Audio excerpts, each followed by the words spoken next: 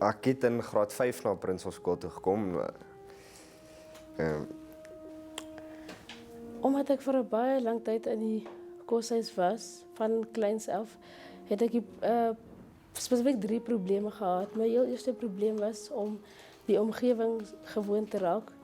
So when I went to Martin du Plessis, I had to just adapt to a new culture because it's a Afrikaans medium school.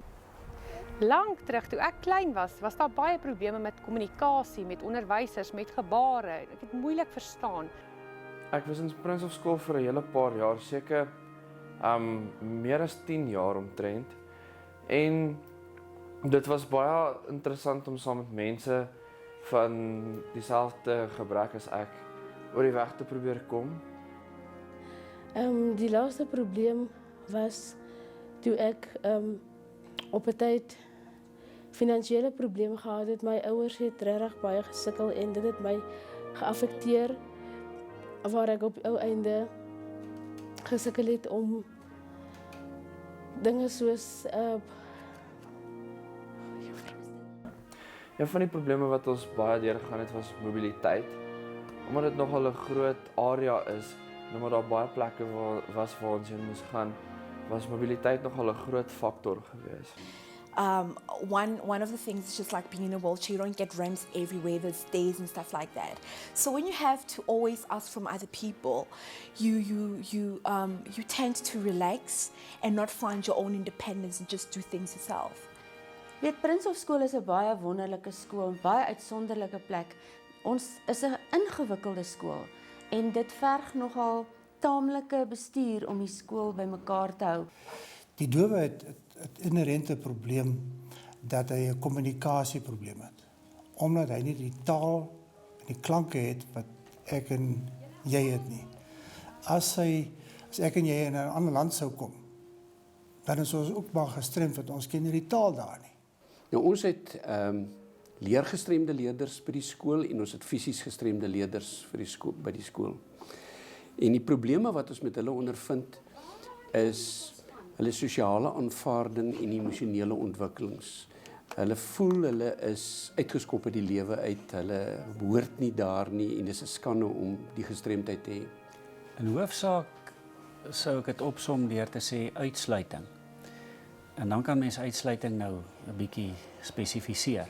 Uitsluiting in terme van wat die wêreld daar buite bied. Hulle kan nie by alles uitkom nie vanweë logistieke probleme, trappe, steiltes, ongelykhede vir al jou fisies gestremde kind. Jy weet, kinders hier by ons het elkeen met sy eie pakkie wat hy dra hiernatoe gekom. Ek dink oor die algemeen, veral as ek nou verwys na ons kinders, is een van die groot probleme die mislukkings wat hulle ervaar het terwyl hulle in die hoofstroom was. Want die hoofstroom kan nie noodwendig voorsien in hulle behoeftes nie, want hulle het nie die infrastruktuur of die toerusting om dit te kan doen en ook nie die mannekrag nie.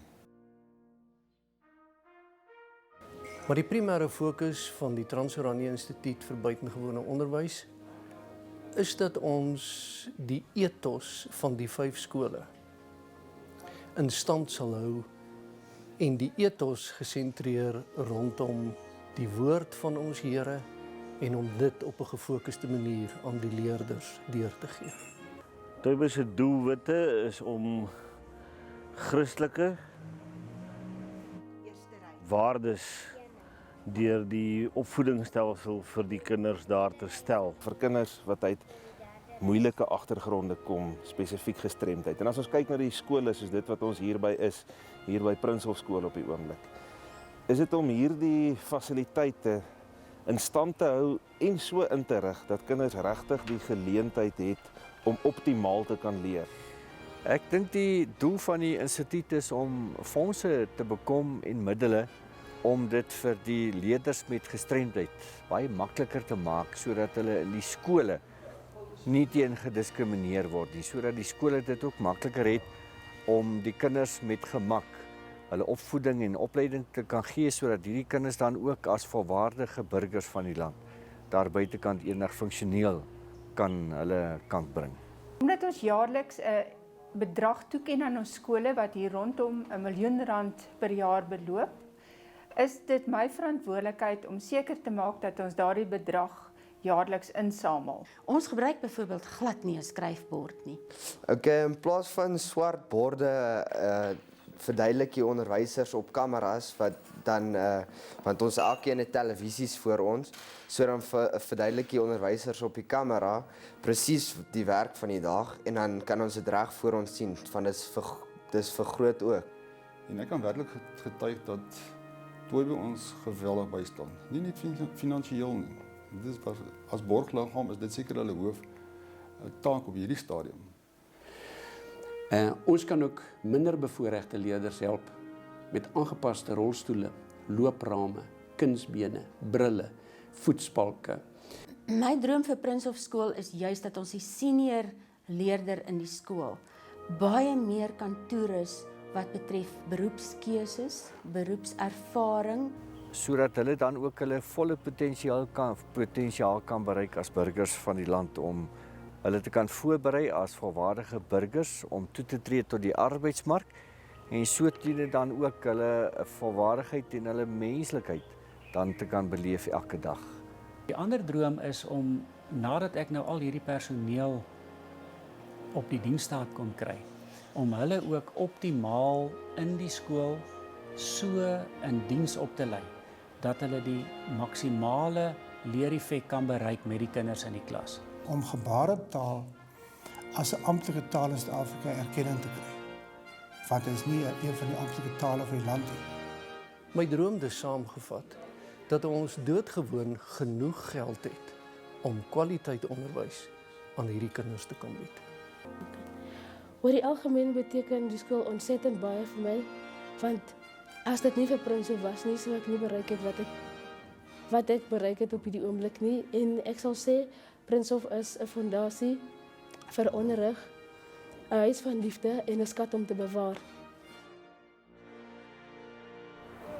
Transoranje beteken vir my liefde, omgee, aanmoediging vir die kinders, om selfvertroue te wen en jou doel te bereik. For me, Marie du Plessis is a home. As ek moet terugdink oor my lewe, sou ek sê, op die stadium is ek baie gelukkig.